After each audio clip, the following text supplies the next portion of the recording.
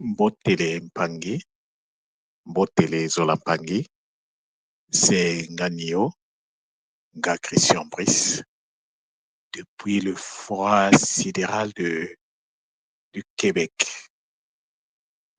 Malgré les conditions à l'extérieur, le Kisalo ne peut pas s'arrêter.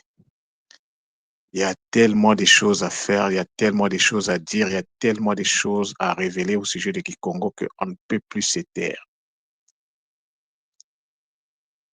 Alors, les Mpangi, je suis toujours dans la continuité du sujet d'hier,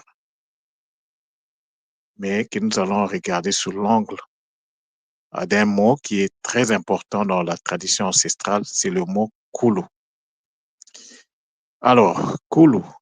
Mais avant de commencer donc cette communication matinale, je commencerai d'abord par rendre grâce et hommage à la source divine unique pour le souffle de vie, pour la santé, pour les bénédictions multidimensionnelles à notre égard. Et je remercie à cet effet toutes ces dimensionnalisations, donc toutes les dimensionnalisations de la source, en tenant compte de tous les règnes qui participent à notre émancipation.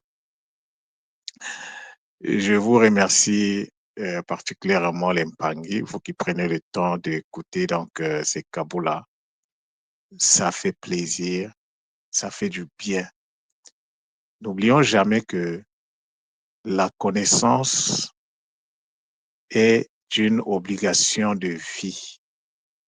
Connaître, c'est même pas un choix, mais nous savons que nous avons toujours le choix. Mais la nature te dit à travers le mot Zahaba, que tu es dans l'obligation de connaître tant que ton corps est encore vivant, tant que ta partie charnelle est encore connectée à ta partie énergétique. Tu es obligé d'apprendre. On ne s'arrête jamais d'apprendre.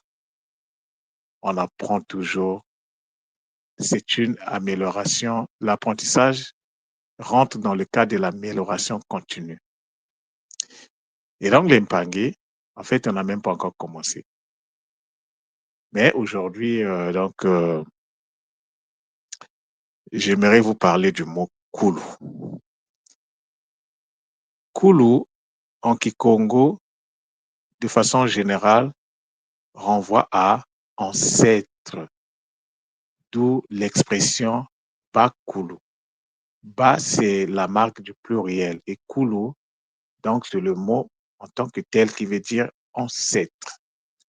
Mais Kulu, il suffit d'un petit changement d'intonation au niveau du Ku. Kulu. Lorsqu'on insiste sur le U du Ku, ça devient pied. Le pied, un pied. Et donc, pour dire un pied, on dit en Monukutuba, hein, donc le Kikongo qui sont j'enseigne, on dit Dikulu, un pied. Et pour dire, donc pour exprimer le pluriel, on dit Makulu.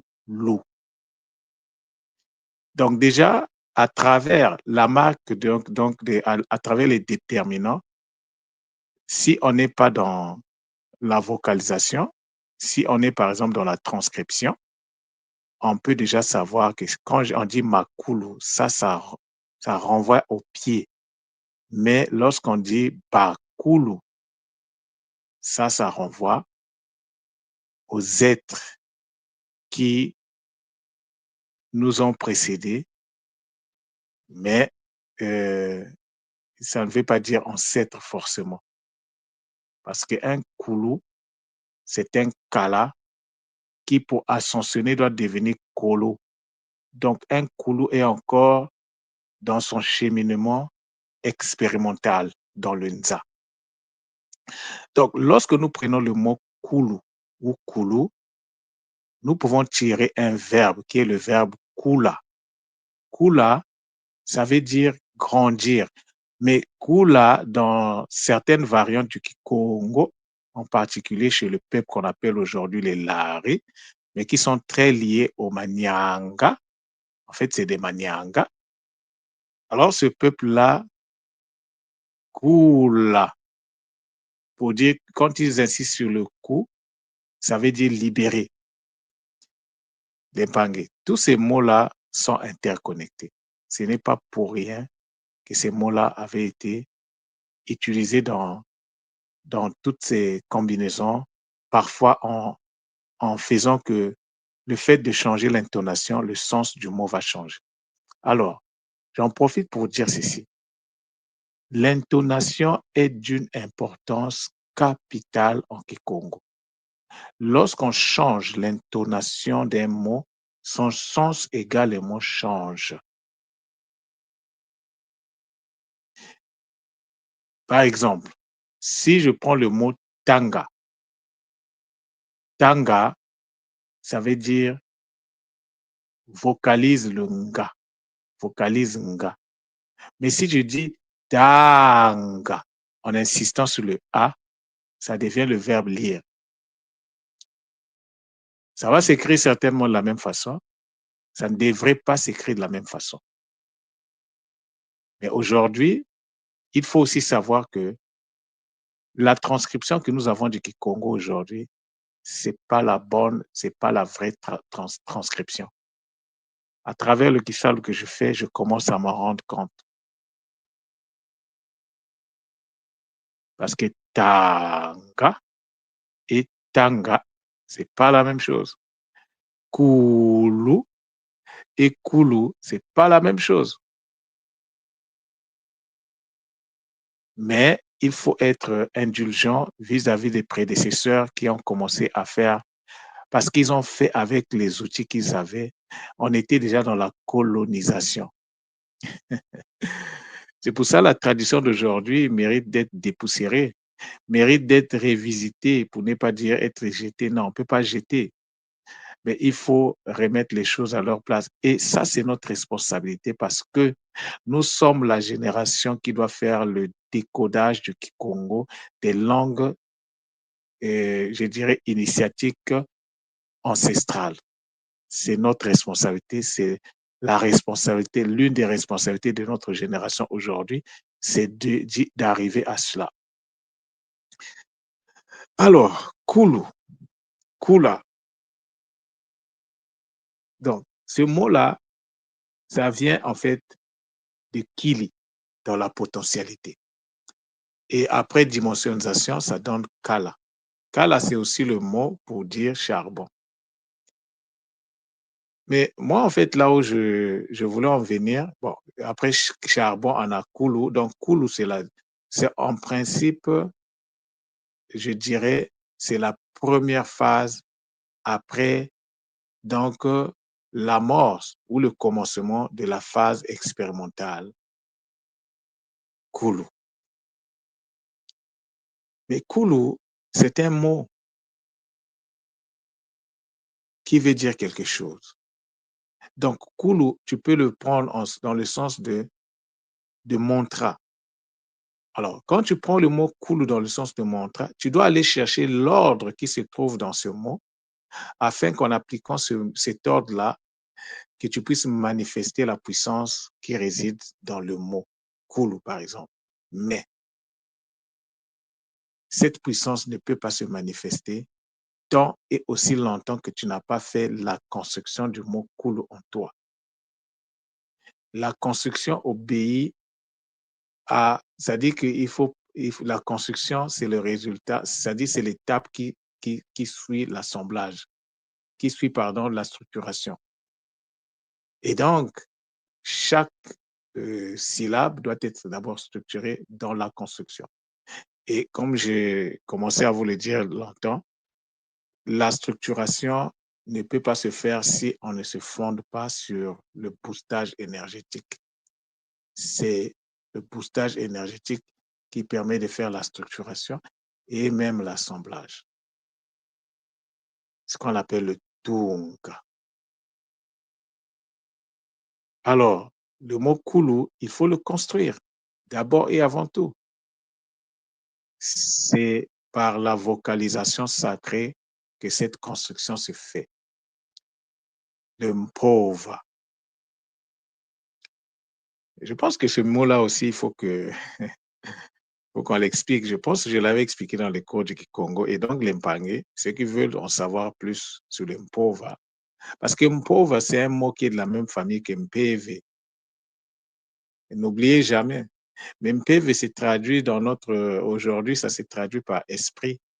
Mais l'esprit, c'est quoi? L'esprit, c'est une énergie individualisée, simplement, c'est tout. Mais pauvre, quand tu rentres là-dedans, c'est un mot qui est associé à mpi. Mais mpi, c'est quoi? Mpi, ça peut être une conscience, ça peut être un ordre. Hmm? Mpi lui-même, il a une action, c'est le mpa. Et donc, le mpa ici te permet de voir l'action qui est associée à la conscience mpi. Et le mpa, c'est le mot Congo pour dire donne-moi. Mpa bima, mpa mbongo. Donne-moi, bima, ça peut se comprendre. Donne-moi, par exemple, à manger. Donne-moi quelque chose, en fait. Bima, c'est les choses. Mpa mbongo, ça veut dire donne-moi l'argent.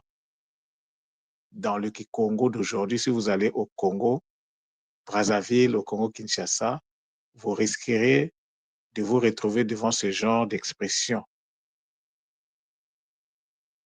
Mais mpa, ça vient de mpi. Mais mpi, c'est le mpi, c'est le mpo. C'est une phase avancée donc, dans l'expérimentation je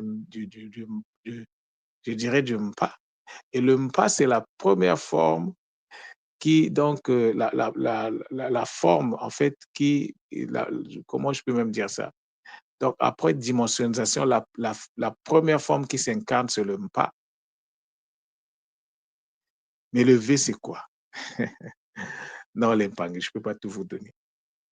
Ça a été abordé dans les cours du Congo. Ceux qui veulent en savoir plus, les cours sont disponibles. Donc, je reviens au Kulu.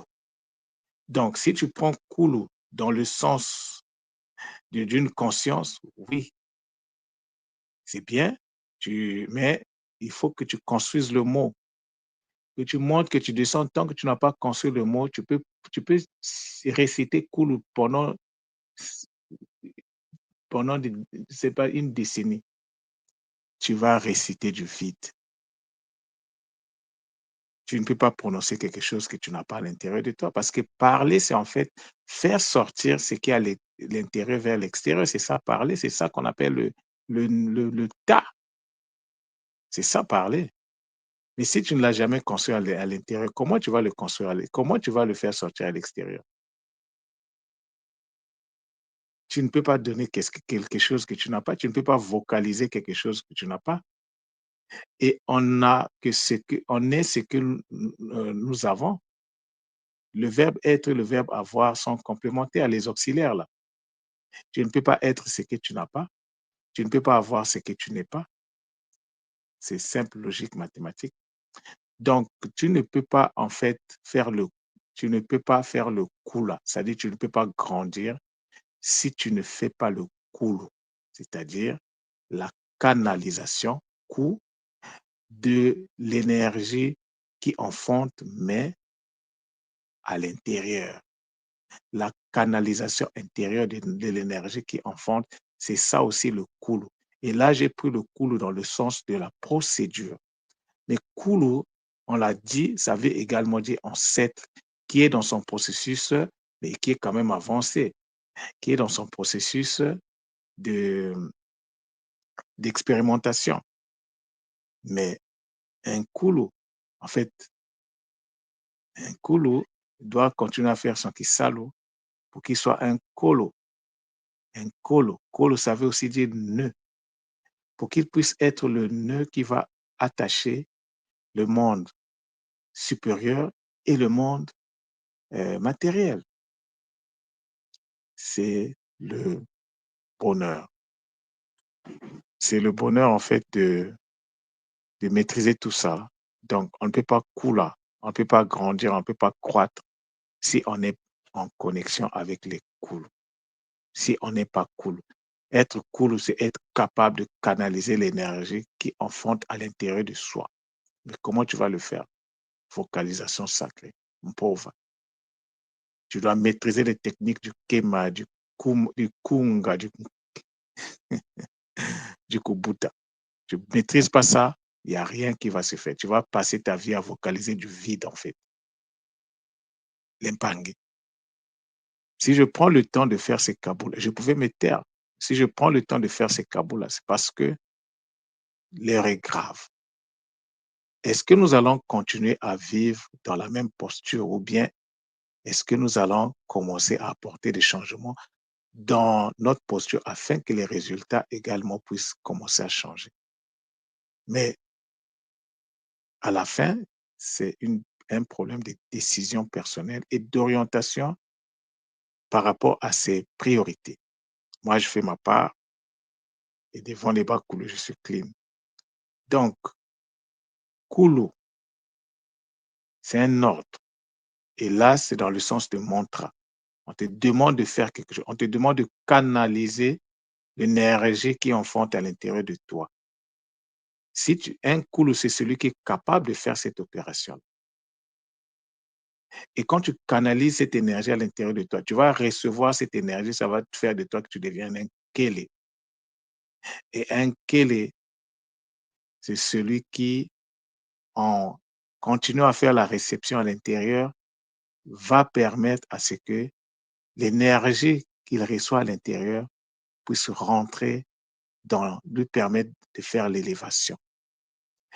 Le son Kele est utilisé en Kikongo, l'Impangi, c'est magnifique. Mukele Mbote. Kele, c'est le verbe être. Pour exprimer le verbe être, en Munuktuba, on dit, pour dire je suis bien, je me sens bien, Mukele Mbote. Et Kele a donné en fait un diminutif qui est le Ke. Donc, parfois on dit Muke Mbote, mais si on veut être rigoureux, on va dire Mukele Mbote. Et le Kele là, c'est donc, en tant que processus, c'est l'énergie qui est donc canalisée, l'énergie reçue canalisée à l'intérieur de nous. Ou bien si vous voulez l'énergie canalisée, reçue canalisée, mais à l'intérieur, dans le lait. Et donc, l'objectif, c'est d'arriver à être un colo, celui qui va nouer, qui va faire le nœud entre le monde physique et le monde transcendantal, l'Impangi. C'est le mot Kulu qui me donne toute cette vision-là. Je vous assure, c'est magnifique. C'est magnifique d'arriver à une telle compréhension des choses. Quand tu arrives à une telle compréhension des choses, c'est le bonheur, l'Impangi. C'est vraiment le bonheur. Et donc, l'Impangi, euh, j'ai pris cet exemple de Kulu pour vous, en fait, montrer jusqu'à quel niveau on peut emmener le Kikongo. Mais là, je n'ai même pas tout exploité. Je n'ai pas tout exploité parce que je pouvais faire des passerelles. Je pouvais utiliser euh, les autres mots de la famille de Kulu, parce que Kulu est également associé à Kala. Hier, je vous ai parlé de Kala. Mais Kala, on peut trouver Laka, on peut trouver le mot Luka. Koluka en lingala, c'est le verbe chercher. Mais Luka, c'est aussi vomir. Maintenant, il faut aller regarder dans quel contexte ça veut dire vomir. C'est le même mot loka. Loka qui veut dire euh, dresser des paroles, en fait, des paroles méchantes, mais puissantes, mais méchantes. C'est-à-dire ensorceler. Ou loka. Ouais, l'impagne. Mais le rapport ici, le laka est lié au pauvre. C'est pour ça que nous avons ce moelo-là. Juste après le moelo ntima vient le moelo laka. Et le moelle laka est lié au moelle ntima parce que lorsque tu fais le mpova pour produire de l'effet doit permettre à, comment je peux dire ça, à l'émotion générée par le cœur de rentrer en action. Et quand je dis émotion, emotion, l'énergie en mouvement que le cœur va générer doit, c'est cette énergie qui permet en fait au mpova de pouvoir manifester toute sa puissance. C'est par le mpova que Nsemi avait fait le sema d'une dame.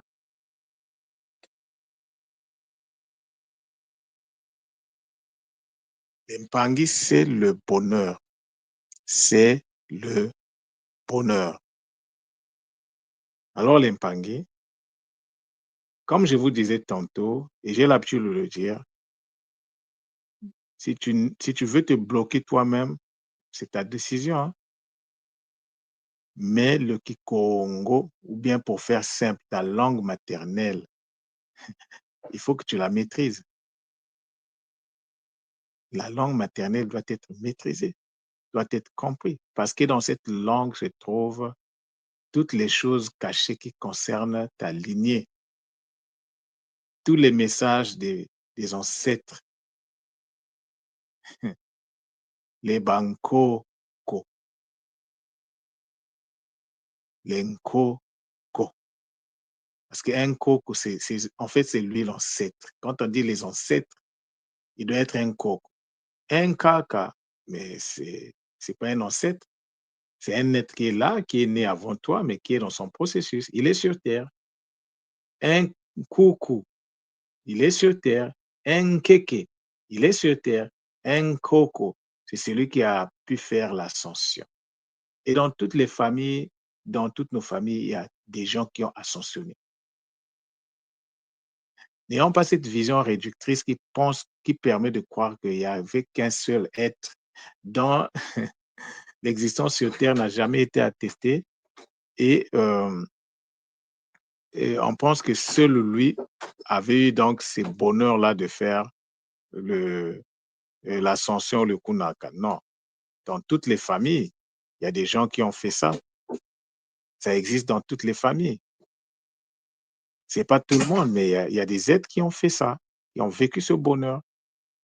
Et nous sommes ici sur Terre parce qu'on n'arrive pas, depuis peut-être des millénaires, à répartir vers là où nous devons répartir, vers la quatrième dimension, la cinquième, et voire plus. On est bloqué ici dans la maya, dans la matière. Mais pour s'échapper de la matière, ça demande de générer beaucoup d'énergie. Tant que nous ne rentrons pas dans ce mystère, mais la génération d'énergie, tu vas le faire comment? Et par la vocalisation sacrée. On te dit, soit le lac, l'homme, soit le laka. Le mot bakala, comme je l'ai expliqué hier, c'est en termes de mantra, ça veut dire soit le laka, bakala, soit le kala. Kala, laka. Mais le kala, c'est quoi? J'espère que vous avez tourné les ménages parce que hier, j'avais demandé que chacun essaie un peu de voir kala, ça renvoie à quoi? Hmm? C'est magnifique l'impagne. Donc voilà la communication que j'avais à faire ce matin. Euh, Pendant qu'il est toujours temps, chez nous, on dit, c'est lorsque tu as encore les dents en bonne santé qu'il faut en profiter pour manger le maïs. Parce que lorsque tu vas atteindre un certain âge, tu vas commencer à perdre tes dents, tu ne pourras plus savourer le plaisir qu'il y a derrière le maïs. Donc, l'empagné, il y a une seule donnée sur laquelle nous n'avons pas de contrôle, c'est le temps. Alors, apprenons à racheter le temps. Apprenons à faire de sorte que de faire comme si le jour d'aujourd'hui était le dernier jour qu'on va passer sur Terre. Parce que ça peut arriver à tout moment. Tu peux aller dormir et puis demain, tu ne te réveilles pas. Mais après, il y a des processus qui se mettent en place. Il faut aller de l'autre côté de la rivière. Mais est-ce que tu as assez d'énergie pour y aller? Si tu n'as pas assez d'énergie, mais tu seras bloqué ici.